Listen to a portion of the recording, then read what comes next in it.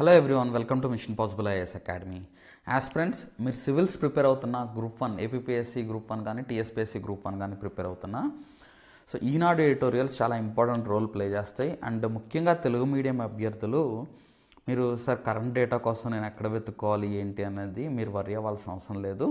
So మన mentorship ప్రోగ్రాంలో భాగంగా ఈనాడు ఎడిటోరియల్స్ సింప్లిఫై చేసి జిస్ట్ లాగా ఇచ్చి మంచిగా మీకు ఆ పీడిఎఫ్స్ అప్లోడ్ చేయడం జరుగుతుంది. ఇవి కనుక మీరు ఫాలో అయ్యారంటే ఖచ్చితంగా మీరు బెటర్గా ఆన్సర్ రైటింగ్లో ఇంప్రూవ్మెంట్ అనేది కనిపిస్తుంది, బెటర్ మార్క్స్ వస్తాయి. ఇంగ్లీష్ మీడియం స్టూడెంట్స్తో పోటీగా మీరు ఆన్సర్ రైటింగ్లో బెటర్ పర్ఫామ్ చేయడానికి అవకాశం ఉంటుంది. ఓకే, సో మీరు ఎక్కడ కూడా తక్కువ కాదు అని అనడానికి ఈనాడు ఎడిటోరియల్స్ మీకు చాలా హెల్ప్ అవుతాయి. సో చాలామంది స్టూడెంట్స్ ఏంటంటే జనరలైజ్డ్ స్టేట్మెంట్స్ రాస్తున్నారు తెలుగు మీడియం అభ్యర్థులు. కొన్ని స్పెసిఫిక్ స్టేట్మెంట్స్ రాయడానికి స్పెసిఫిక్గా డేటా ఇచ్చి ఎగ్జాంపుల్స్ ఇచ్చి ఉదాహరణలతో సహా మీరు ఆన్సర్ రైటింగ్ రాయడానికి మీకు ఇది బాగా ఉపయోగపడుతుంది. కానీ ఇది మోస్ట్ నెగ్లెక్టెడ్ అనమాట. అంటే ఇదంతా చదివితే మనకు బెనిఫిట్ ఉంటుందా అంటే ఖచ్చితంగా 100% బెనిఫిట్ ఉంటుంది. ఎందుకు అనంటే మీరు ఆన్సర్ రైటింగ్ ఎలా ఇంప్రూవ్ చేసుకుంటారు? స్టాండర్డ్ రెఫరెన్స్ బుక్స్లో ఏమో తెలుగు మీడియంలో ఎక్కువ అప్డేటెడ్ కంటెంట్ ఉండదు. సో ఇవి చదవడం ద్వారా మీరు ఆన్సర్ రైటింగ్ ఇంప్రూవ్ చేసుకోవడానికి అవకాశం ఉంటుంది. మీకు ఆలోచన వస్తుంది, ఈ పాయింట్స్ యాడ్ చేయాలి, ఈ పాయింట్స్ యాడ్ చేయాలి అని చెప్పేసి మీకు ఒక థాట్ ప్రాసెస్ అనేది డెవలప్ అయ్యిద్ది. సో మీకు కూడా నేను ఇవి ఎక్స్ప్లెయిన్ చేయడం చేస్తాను నేను. అయితే మీరు చేయాల్సింది ఏంటంటే, ఒకవేళ మీరు ఆన్సర్ రైటింగ్ మన మెంటార్షిప్లో ప్రోగ్రాంలో జాయిన్ అవ్వాలనుకుంటే మన మిషన్ పాసిబుల్ ఐఏఎస్ అకాడమీ యాప్ని మీరు డౌన్లోడ్ చేసుకోవచ్చు. ప్రోగ్రామ్స్ అవైలబుల్లో ఉంది. అండ్ ఇలాగా మీకు ఈ పీడిఎఫ్స్ అన్నీ కూడా ఒక కంపైలేషన్ కూడా చేస్తాం. మంత్లీ కంపైలేషన్ పీడిఎఫ్ కూడా మీకు సబ్జెక్ట్ వైజ్ క్లాసిఫై చేసి కూడా చేస్తాను నేను. అది మీరు ఫాలో అవుతారు. కానీ నెక్స్ట్ మీ ఫ్రెండ్స్కి కూడా ఈ వీడియో మీకు షేర్ చేయండి. దీన్ని రెగ్యులర్గా అయితే ఫాలో అవ్వమని చెప్పండి. నెక్స్ట్ అయితే డిస్కస్ చేద్దాం, జనభారత ఉన్నతికి సమ్మిళిత ప్రగతి. సో ఇది ఎస్ఏలో వచ్చే అవకాశం ఉంటుంది. And inclusive growth, inclusive development అనేది చాలా ఇంపార్టెంట్. ఓకే, సో సమ్మిళిత ప్రగతి, ఇంక్లూజివ్ డెవలప్మెంట్ అనేది చాలా ఇంపార్టెంట్. ఇంక్లూజివ్ గ్రోత్ అనేది చాలా ముఖ్యమైన అంశం అనమాట. సో దీనికోసం ప్రభుత్వాలు రకరకాల ప్రోగ్రామ్స్, స్కీమ్స్ తీసుకొస్తూనే ఉంటుంది. ఒక పక్క నుంచి డెవలప్మెంట్ యాక్టివిటీస్ చేస్తున్నప్పటికీ అందరినీ కూడా ఈ డెవలప్మెంట్లో భాగస్వామ్యం అయ్యేలాగా చేయడం కోసం ప్రభుత్వాలు రకరకాల స్కీమ్స్, ప్రోగ్రామ్స్ అన్నీ తీసుకొస్తాయి అన్నమాట. సో ఈ టాపిక్ని మనం డిస్కస్ చేద్దాం, జనభారత ఉన్నతికి సమ్మిళిత ప్రగతి. సో ఇది ఎందుకు వచ్చిందంటే ఇటీవల వరల్డ్ ఇన్ఈక్వాలిటీ ల్యాబ్ అనేది ఒకటి ఉంది. సో ఈ వరల్డ్ ఇన్ఈక్వాలిటీ రిపోర్ట్ 2026ని రిలీజ్ చేస్తుంది అనమాట. World inequality report 2026. దీన్ని రిలీజ్ చేసేది ఎవరు అని అంటే వరల్డ్ ఇన్ఈక్వాలిటీ ల్యాబ్ అనమాట. వరల్డ్ ఇన్ఈక్వాలిటీ ల్యాబ్ గుర్తుపెట్టుకోండి. ప్రిలిమ్స్ పర్స్పెక్టివ్లో ఒకవేళ ఏమైనా క్వశ్చన్ ఇచ్చినా మీరు ఆన్సర్ చేయడానికి అవకాశం ఉంటుంది. ఓకే, సో ఈ రిపోర్ట్ పరంగా మొత్తం నేషనల్ ఇన్కమ్ అకౌంట్స్, అంటే ప్రపంచ దేశాల national income accounts, wealth aggregators, okay, rich list, surveys and consumption wealth studies చేసి ఈ రిపోర్ట్ని విడుదల చేయడం జరిగిందనమాట. సో ఈ రిపోర్ట్ పరంగా ప్రపంచంలోనే ఇప్పుడు కొంత ఇంపార్టెంట్ డేటా అయితే ఇచ్చింది. సో అందులో ఇంపార్టెంట్ డేటా ఏంటంటే టాప్ 10% అడల్ట్స్ వరల్డ్ వైడ్ ప్రపంచవ్యాప్తంగా తీసుకుంటే 53% ఆఫ్ ఇన్కమ్ వాళ్ళు హోల్డ్ చేస్తున్నారంట. అంటే ప్రపంచంలోనే టాప్ 10% చేతిలో ఎంత ఇన్కమ్ ఉందంట, ప్రపంచంలోనే 53% ఆఫ్ ఇన్కమ్ వాళ్ళ చేతిలో ఉందంట. అంటే వాళ్ళే ఆ ఇన్కమ్ని, వరల్డ్ వైడ్ ఇన్కమ్ని వాళ్ళు సృష్టిస్తున్నారు 53%. అండ్ బాటమ్ 50% ప్రపంచవ్యాప్తంగా తీసుకుంటే వాళ్ళు క్రియేట్ చేసే ఇన్కమ్ ఎంత అని అంటే 8% మాత్రమే.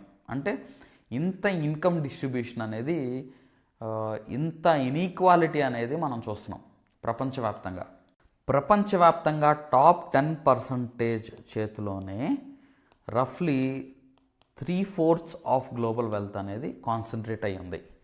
అంటే 10% మంది చేతిలో global wealth, 3/4 of global wealth concentrate అయి ఉందన్నమాట. ఓకే, అంటే మన దేశంలో మాత్రమే కాదు, ప్రపంచవ్యాప్తంగా కూడా ఈ ఇన్కమ్ ఇన్ఈక్వాలిటీస్ అనేది మనం చూస్తున్నాం. మరి భారతదేశంలో ఎలా ఉంది అనేది ఈ ఆర్టికల్ చెప్పడం జరిగిందనమాట. ఓకే, భారతదేశంలో కూడా ఇది ఎలా ఉందో కూడా మనం చూద్దాము. సో జనరల్గా ఈ నివేదిక ప్రకారం వరల్డ్ ఇన్ఈక్వాలిటీ రిపోర్ట్ 2026 ప్రకారం ఏంటంటే 1% భారతీయుల చేతుల్లోనే 40% సంపద ఉందన్నమాట. 1%, 1% ఇండియన్స్ చేతిలో, మన భారతదేశంలో ఇండియా స్టాటిస్టిక్స్ తీసుకుంటే 40% సంపద వాళ్ళ చేతిలోనే ఉంది. అంటే టాప్ 1% చేతిలోనే 40% ఆఫ్ ఇన్కమ్ కాన్సన్ట్రేట్ అయి ఉంది. ఓకే, మరియు దిగువన 50% ప్రజల చేతిలో కేవలం 6.4% వెల్త్ మాత్రమే కాన్సన్ట్రేట్ అయి ఉంది. గుర్తుపెట్టుకోండి, దిగువన 50% ప్రజల చేతిలో 6.4% మాత్రమే ఫోకస్ అయి ఉంది. ఓకే, సంపద కేంద్రీకృతమైంది. అంటే ఏంటి ఇక్కడ ఏమైంది అంటే ఇంత ఇన్ఈక్వాలిటీ, అంటే టాప్ 1% చేతిలో ఎంత ఇన్కమ్ ఉంది, దగ్గరగా 40% ఆఫ్ వెల్త్ వాళ్ళ చేతిలో ఉంది. వెరాజ్ బాటమ్ 50% చేతిలో ఎంత ఉంది, 6.4%. అంటే అది చాలా చాలా తక్కువ అని చెప్పచ్చు. అదే 1980 దశకంలో మనం తీసుకుంటే మన దేశంలో పైనున్న 10% చేతిలో, అంటే టాప్ 10% చేతిలో 30% ఉందన్నమాట. అది ఇప్పుడు టాప్ 10%లో ఇప్పుడు ప్రస్తుతం తీసుకుంటే, అంటే 1980లో ఏమో టాప్ 10% చేతిలో 30% వెల్త్ కాన్సన్ట్రేట్ అయి ఉంది. ఏది 1980లో. ఇప్పుడు అది డబుల్ అయిందనమాట. అంటే టాప్ 10% చేతిలోనే 60% వెల్త్ కాన్సన్ట్రేట్ అయి ఉంది అని చెప్తుంది ఈ world inequality report 2026. Okay, so దీనికి ఇక్కడ ఎడిటోరియల్లో మెన్షన్ చేస్తున్నట్టు అదర్ ఏం చెప్తున్నానంటే ఇదంతా కూడా ఇది చాలా ప్రమాదకరం. ఎందుకనంటే ఇన్ని సంవత్సరాలు, ఇన్ని దశాబ్దాలు గడుస్తున్నా కానీ ఈ ఇన్కమ్ డిస్ట్రిబ్యూషన్ అనేది ఇంత స్క్యూడ్గా, ఇంత ఇన్ఈక్వాలిటీ అనేది ఉండడం అనేది చాలా ప్రమాదకరం. చాలా తక్కువ మంది చేతిలో ఇంత ఆదాయం గనక కాన్సన్ట్రేట్ అయి ఉంటే, కేంద్రీకృతం అయితే అది రియల్ డెవలప్మెంట్ కాదు. మనం ప్రపంచంలోని 4వ స్థానంలో ఉన్నాం ఇన్ టర్మ్స్ ఆఫ్ జీడిపి. ప్రపంచంలో 4వ స్థానంలో ఉంటే ఇన్ టర్మ్స్ ఆఫ్ జీడిపి పరంగా 4వ స్థానంలో ఉన్నా కానీ ఇంకా మన దేశంలో దగ్గరగా 70% పైన ప్రజలకి పౌష్టికాహార లోపం అనేది చూస్తున్నాం. ఓకే, సో అదే ఈ ఆర్టికల్లో మెన్షన్ చేయడం జరిగిందనమాట. సంవత్సరాలు గడిచిపోతున్నప్పటికీ ఈ 2 వర్గాల ఆదాయ అంతరాల్లో ఎలాంటి మార్పు లేదన్న నివేదిక అంశాలు. అంటే టాప్ 10 ఏమో బాగా రిచ్ అయిపోతున్నారు, బాగా కాన్సన్ట్రేట్, టాప్ పర్సంటేజ్ అంటే పైన ఎగువన ఉన్న వాళ్ళేమో వాళ్ళు ఇంకా వెల్తీ అయిపోతున్నారు అనమాట. వాళ్ళు ఇంకా ఎక్కువ సంపాదిస్తున్నారు. కింద బాటంలో ఉన్నవాళ్ళు వాళ్ళు ఇంకా పేదరికంలోకి జారిపోతున్నారనమాట. ఓకే, అభివృద్ధిని అందరికీ సమానంగా చేరువ కానివ్వని, సామాన్య ప్రజల రాబడిని పెంచని వ్యవస్థాగత సమస్యలకు అద్దం పడుతున్నాయి. సో ఈ అభివృద్ధి ఏదైతే ఉందో, మనం ప్రపంచంలో 4వ స్థానంలో ఉన్నాం జీడిపిలో అని చెప్పేసి అంటున్నాం. త్వరలో 3వ స్థానంలో కూడా వెళ్ళే అవకాశం ఉందని చెప్పుకుంటున్నాం. సో అయితే ఏంటి, ఇంత జీడిపిలో మనం టాప్లో ఉన్నప్పటికీ, అంటే టాప్ 5లో ఉన్నప్పటికీ మనం ఇంకా పేదరికంలో ఉన్న ప్రజలు అలాగే మగ్గిపోతున్నారు. దీనికి ఉన్న సమస్యలు ఏంటంటే, అసలైన సమస్య ఏంటంటే వ్యవస్థాగత సమస్యలు. అంటే సిస్టమ్ అలా రన్ అవుతుంది, ఆ సిస్టమ్ని మార్చాలి. నెక్స్ట్, పేదరికం అనే అడ్డుగోడను బద్దలు కొట్టుకొని భారతీయులందరూ కలిసికట్టుగా ఎదగాలన్నది జాతి నిర్మాతల ఆశయాల్లో ప్రధానమైనది. మీరు ఈ వర్డ్స్ ఎస్ఏల్లో అలాగా వర్డ్స్ రాసేయచ్చు. ఓకే, చాలా మంచి టాపిక్ ఇది, ఎస్ఏల్లో రావడానికి అవకాశం ఉన్న టాపిక్ అనమాట. ఓకే, స్వాతంత్రం సిద్ధించినప్పటి నుంచి ఆ దిశగా బలమైన అడుగులు పడకపోవడమే ఆర్థిక అసమానతల ప్రజ్వలానికి కారణమవుతుంది. సో ఇక్కడ మెయిన్ థింగ్ ఏంటంటే స్వాతంత్రం వచ్చినప్పటి నుంచి ఈ స్ట్రక్చరల్ చేంజెస్ తీసుకురాకపోవడమే ఇది మళ్ళీ ఇలా పేదరికంలో ఉన్నవాళ్ళు ఇంకా పేదరికంలో ఉంటున్నారు, ధనవంతులు ఇంకా ధనవంతులు అవుతున్నారు అనమాట. కొద్దిమంది గుప్పెట్లో విపరీతంగా కేంద్రీకృతమయ్యే సంపద ఎప్పటికీ దేశాభివృద్ధి కొలమానం కాదు. జనజీవన ప్రమాణాలు మెరుగుపడటం, మౌలిక వసతులు విస్తృతం కావడం, ప్రజల కొనుగోలు శక్తి ఇనుమడించడం, ఇవే ఒక దేశ ప్రగతికి నిజమైన తూనికరాళ్ళు. సో ఒక దేశం నిజంగా డెవలప్ అవుతుంది, అభివృద్ధి చెందుతుంది అని అంటే అక్కడ ముఖ్యమైన తూనికరాళ్ళు ఏంటి అంటే ముఖ్యంగా మనం చూసుకోవాల్సింది ఏంటంటే జనజీవన ప్రమాణాలు మెరుగుపడడం. అంటే అందరికీ విద్య, ఎడ్యుకేషన్ ఉండాలి, అందరికీ హెల్త్ బెటర్గా, అందరికీ సోషల్ సెక్యూరిటీ నెట్స్ ఉండాలి. ఓకే, సోషల్ సెక్యూరిటీ బెటర్గా ఉండాలి. సో ఇవన్నీ అందుతూనే అందరికీ మౌలిక వసతులు విస్తృతం కావడం. సో బేసిక్ ఇన్ఫ్రాస్ట్రక్చర్ అందరికీ కూడా అందుబాటులోకి రావడం. ఇంకా మన దేశంలో రోడ్లు లేని ప్రాంతాలు చాలా ఉన్నాయి. ఇంకా ఈవెన్ కొన్ని ఏరియాల్లో అధ్వాన్న రోడ్ల పరిస్థితి మనం చూస్తున్నాం. ఇన్ఫ్రాస్ట్రక్చర్ అందరికీ అందుబాటులోకి లేదు. ఇంకా ఇంటర్నెట్ ఫెసిలిటీస్ అందరికీ అందుబాటులో తీసుకురాలేదు. ఓకే, సో ఇంకా ఎలక్ట్రిసిటీ అందరికీ అందుబాటులోకి రాలేదు. ఓకే, ఇలాంటి సమస్యలు అనేది మనం చూస్తున్నాం. ఒకవేళ ఎలక్ట్రిసిటీ ఉన్నా కానీ 24/7 ఏమీ ఉండదు, పవర్ కట్స్ అనేది ఉంటాయి. సో ఇలాంటి సమస్యలు ఉంటున్నాయి అన్నమాట. ప్రజల కొనుగోలు శక్తి తగ్గిపోతుంది.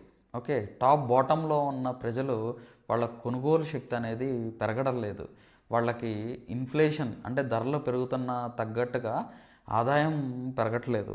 ఓకే, కానీ నానాటికి చుక్కలను అంటుతున్న ధరలు, కట్టుతప్పుతున్న జీవన వ్యయాలకు తగినట్లుగా ఆదాయాలు పెరగక ఎన్నో కుటుంబాలు రుణ ఊబిలో కూరుకుపోతున్నాయి. సో ఎప్పుడైతే ఈ పెరుగుతున్న ధరలకు తగ్గట్టుగా ఆదాయం పెరగట్లేదో అప్పుడు ఆటోమేటిక్గా ఏమైందంటే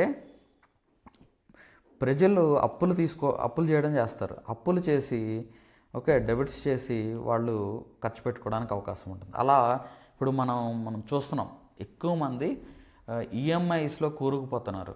సో ఈఎంఐస్ కట్టడం చాలా కష్టమైపోతుంది. వాళ్ళు తీసుకుంటున్నారు, వాళ్ళ ఇంట్లో ఫెసిలిటీస్ పెంచుకోవాలని చెప్పేసి తీసుకుంటున్నారు అప్పు చేసి, కానీ దాన్ని ఆన్ టైంలో కట్టలేకపోతున్నారు. సో ఈఎంఐ డిఫాల్ట్స్ పెరిగిపోతున్నాయి. Okay, so FAO food and agriculture organisation నివేదిక ప్రకారం 74% భారతీయులకు పౌష్టికాహారం ఇంకా అందని వరమే. చూడండి, సో ఇంత ప్రపంచంలో 4వ అతిపెద్ద ఆర్థిక వ్యవస్థ అని చెప్పుకుంటున్నాం కదా, కానీ మన దేశంలో 74% మందికి ఇంకా పౌష్టికాహారం అందట్లేదు. మన దేశంలో ఇంకా ఇప్పుడు మనం ఇంత అభివృద్ధి చెందుతున్నాం అంటున్నాం కదా, 80% అంటే రూరల్ ఏరియాస్లో 80% కన్నా ఎక్కువ మందికి మనం పబ్లిక్ PDS డిస్ట్రిబ్యూషన్ జరుగుతుంది. ఓవరాల్గా రూరల్ అండ్ అర్బన్ ఏరియాస్లో తీసుకుంటే 75% కన్నా ఎక్కువ మందికి ఈ PDS డిస్ట్రిబ్యూషన్ అయితే జరుగుతుంది. సో దీన్ని బట్టి మనం ఏం అర్థం చేసుకోవచ్చు, ఒక రకంగా చెప్పాలంటే ఆర్థిక వ్యవస్థ డెవలప్ అవుతుందని చెప్తున్నాం, కానీ ఒక రకంగా చూస్తే other side of the coin చూస్తే ఇంకా మనం అసలైన అభివృద్ధి చెందాల్సింది ఇంకా ఉందని దీన్ని బట్టి అర్థమవుతుందన్నమాట. పెద్ద పెద్ద డిగ్రీలు ఎన్ని ఉన్నా కొలువులకు తగ్గ నైపుణ్యాలు కొరవడి ఉపాధి వేటలో యువత చతికిల పడుతుంది. సో ఇదొక పెద్ద ఛాలెంజ్ అనమాట.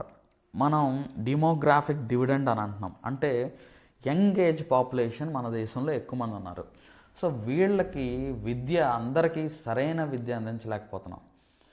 సో విద్య అందించినా కానీ ఇప్పుడు PG డిగ్రీ ఉన్నా లేకపోతే డిగ్రీస్ ఉన్నా కానీ అవి మార్కెట్ ఓరియంటెడ్ కాదు, మార్కెట్ డిమాండ్ ఓరియంటెడ్ కాదు. అంటే మార్కెట్ ఏం కోరుకుంటుంది, అటువంటి విద్యని అందించలేకపోతున్నారనమాట. విద్యా వ్యవస్థ అలా ఉంది. సో ఈ ఇండస్ట్రీ మార్కెట్ లింకేజెస్ అనేది జరగాలి. సో మార్కెట్ ఏం కోరుకుంటుందో ఇండస్ట్రీ ఇక్కడ ఎడ్యుకేషన్ సిస్టమ్ కూడా అలాగే అందించగలగాలి. ఇక్కడ ఏం జరుగుతుందంటే మన దేశంలో ఇండస్ట్రీ ఒక టెక్నాలజీ తీసుకొచ్చి ఇంప్లిమెంట్ చేసి లోపు ఇక్కడ నేర్పిస్తున్న టెక్నాలజీ అవుట్డేట్ అయిపోతుంది అనమాట. ఓకే, సో మీరు చూడండి. సో అందుకనే ఇండస్ట్రీ స్కిల్డ్ పర్సన్స్ కావాలి ఇండస్ట్రీకి, కానీ మార్కెట్కి స్కిల్డ్ పర్సన్స్ కావాలి, కానీ ఆ స్కిల్డ్ పర్సన్స్ లేరు. సో అన్ఎంప్లాయ్మెంట్ మనం ఆ గ్యాప్ని ఫిల్ చేయలేకపోతున్నాం అనమాట. ఓకే, సో ప్రజారోగ్య వ్యవస్థల్లో వసతుల లేమి మూలంగా అందరికీ ప్రైవేటే దిక్కవుతుంది. అక్కడి ఖర్చుల దెబ్బకు ఏటా ఎంతోమంది కొత్తగా పేదరికంలోకి జారిపోతున్నాయి. ఇదొక ఛాలెంజ్ అనమాట. అంటే మన దేశంలో ఇప్పుడు ఎడ్యుకేషన్ ఇంపార్టెంట్, హెల్త్ కూడా చాలా ఇంపార్టెంట్. సో హెల్త్ పరంగా పబ్లిక్ ఇన్వెస్ట్మెంట్ తగ్గుతుంది. సో ప్రభుత్వాలు చేతులు దులుపుకుంటున్నాయి. ప్రభుత్వాలు ఏం చేస్తున్నాయి, ఓట్ల కోసం వాళ్ళు ఏం చేస్తున్నారంటే ఓటు రాజకీయం చేస్తున్నారు. అంటే అసలైన సమస్యలు పక్కదో పట్టి ఓట్ల కోసం రాజకీయం జరుగుతుంది. సో ఆ రాజకీయాన్ని పక్కన పెట్టి ఏం చేయాలంటే ప్రజా ఆరోగ్య వ్యవస్థని అభివృద్ధి చేయాలి. దాని మీద ఎక్కువ ఇన్వెస్ట్ చేయాలి. గవర్నమెంట్ హాస్పిటల్కి కనుక వెళ్తే మీరు అక్కడున్న పేషెంట్స్ కనీసం బెడ్స్ కూడా ప్రాపర్గా ఉండవు, ఫెసిలిటీస్ ఉండవు. కిందే వేసేసిన సందర్భాలు కూడా ఉంటాయి పేషెంట్స్ని. ఓకే, అండ్ పేషెంట్స్ కోసం వచ్చిన వాళ్ళకి అసలు మినిమం ఫెసిలిటీస్ కూడా ఉండవు. సో అంత ఘోరమైన సిచ్యువేషన్లో ఉంటుంది. ఈవెన్ డాక్టర్స్కి కూడా మంచి ఫెసిలిటీస్ ఉండవు. ఓకే, పేషెంట్స్కి మంచి ఫెసిలిటీస్ ఉండవు. మరి గవర్నమెంట్ చేయలేదా అంటే గవర్నమెంట్ చేసే కెపాసిటీ ఉంది, కానీ అసలైన ఇన్వెస్ట్మెంట్ హెల్త్ అండ్ ఎడ్యుకేషన్ అని చెప్పేసి గవర్నమెంట్ మర్చిపోతుంది అన్నమాట. దాన్ని పక్కన పెట్టేస్తుంది. ఓకే, దానివల్ల ప్రైవేట్ హెల్త్ ఫెసిలిటీస్కి వెళ్ళాల్సిన పరిస్థితి వస్తుంది. అక్కడ వేసే బిల్స్కి ఇంకా పేదరికంలోకి వెళ్ళిపోతున్నారు ప్రజలు. సో ఇలాంటివి ఓవర్కమ్ చేయాలి. నెక్స్ట్ ఇంకోటి ఏంటంటే ఆరుగాలం కష్టిస్తున్న సాగు గిట్టుబాటు కాక అన్నదాతలు ఆత్మహత్యలకు ఒడిగడుతున్నారు. సో ఇదొక పెద్ద ఛాలెంజ్. మనం అప్పుడప్పుడు చూస్తాం ఈ ఫార్మర్స్ వాళ్ళ పండిన పంటకి ధర రాక వాళ్ళు పారబోయడం, అక్కడే వదిలేసేసేయడం, మార్కెట్ వరకు తీసుకెళ్ళి అక్కడ ధర రాక అక్కడే వదిలేయడం చూస్తున్నాం అనమాట. న్యూస్లో అప్పుడప్పుడు చూస్తూ ఉంటాం. ఒకసారేమో బాగా రేట్ వస్తుంది, ఒకసారేమో రేట్ బాగా తగ్గిపోద్ది. ఎస్పెషల్లీ టమాటాస్ విషయంలో మనం దీన్ని చూస్తూ ఉంటాం, ఆనియన్స్ విషయంలో చూస్తూ ఉంటాం.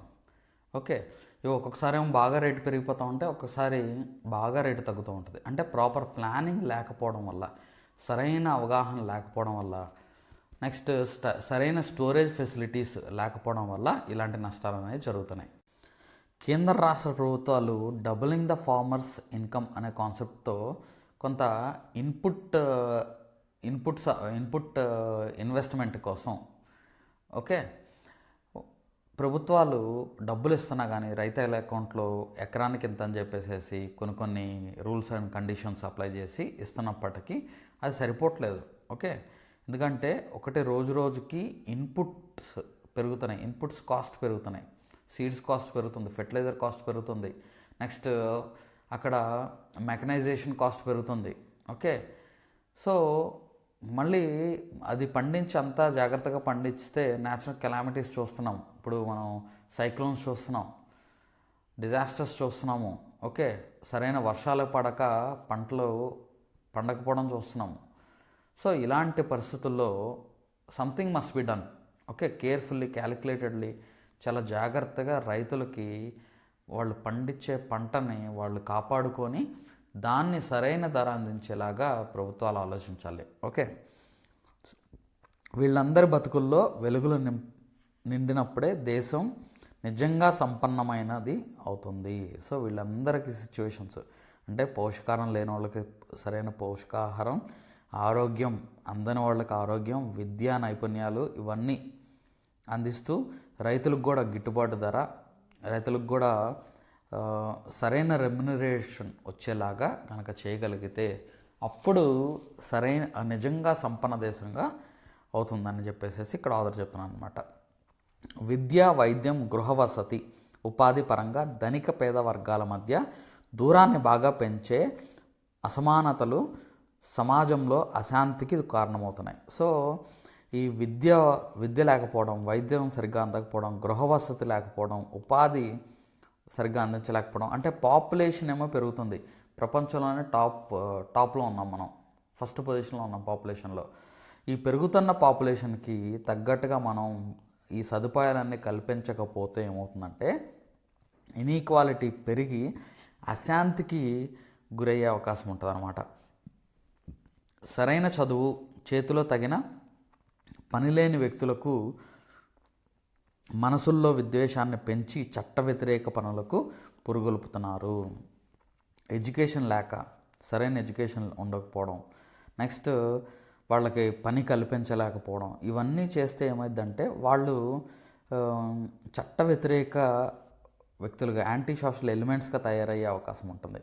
అంతిమంగా దేశ సౌభాగ్యాన్ని, ఆనందమయ జీవనాన్ని అవి కబళిస్తాయి.